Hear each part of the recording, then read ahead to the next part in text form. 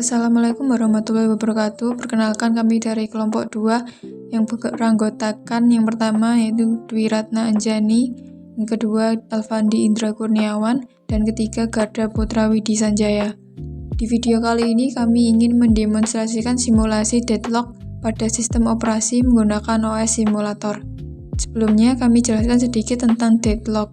Deadlock terjadi apabila terdapat lebih dari satu proses yang menggunakan resource yang sama. Oke, kita beralih ke OS simulatornya. Di sini terdapat tampilan awal dari OS simulatornya. Selanjutnya kita ke bagian compiler, lalu kita masukkan program yang sudah dibuat.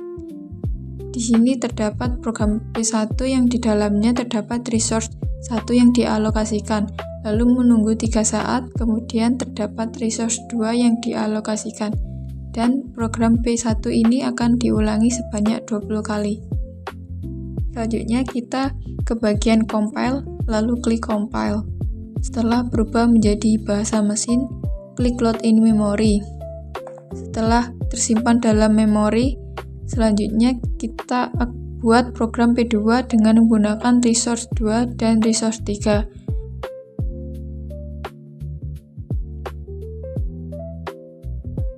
Selanjutnya compile program dan load in memory ketika sudah berubah menjadi bahasa mesin. Ulangi langkah yang sama pada program P3 dan P4, yang dimana dalam program P3 terdapat resource 3 dan resource 4, sedangkan di program P4 terdapat resource 4 dan resource 1. Setelah semua tersimpan di memori, klik OS 0. Pada bagian CPU speed-nya kita ganti ke bagian paling atas, lalu pada bagian scheduler ganti menjadi round robin. Selanjutnya masukkan semua proses ke dalam ready process atau ready queue. Lalu klik start. Lalu ke view dan pilih view resource. Di sini kita menggunakan resource 1, resource 2, resource 3, dan resource 4. Dan setelah proses dijalankan, di sini terlihat tanda terjadinya deadlock. Di sini kami merilis R1. Di sini terlihat program mulai berjalan. Setelah melepaskan salah satu resource, dia akan berubah menjadi hijau yang merupakan tanda available. Selanjutnya kami akan menunjukkan cara mengatasi deadlock. Di sini untuk mencegah terjadinya deadlock terdapat beberapa cara.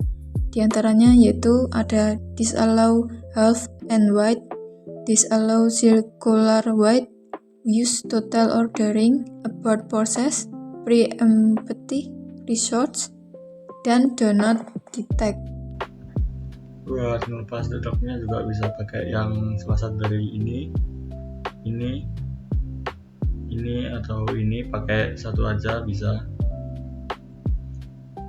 Pakai salah satu dari itu bisa buat otomatis ngelepasin deadlocknya. Terus ini do not detect ini kalau dicentang, kalau deadlock nanti nggak ada notifikasi yang di atas. Setelah memasukkan semua proses ke ready queue, selanjutnya klik start. Nah, aku pakai yang ini nanti nggak bakalan deadlock, sistemnya bakalan berjalan lancar.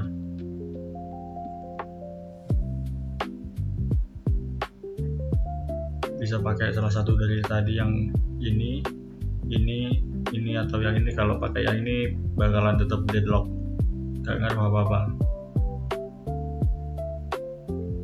Kalau pakai antara 4 tadi bisa otomatis nggak deadlock, programnya bakalan jalan normal. Dan di sini kita amati apakah terjadi deadlock.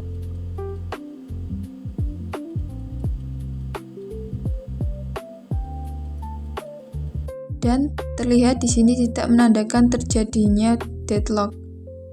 Cukup sekian presentasi dari kelompok kami. Wassalamualaikum warahmatullahi wabarakatuh.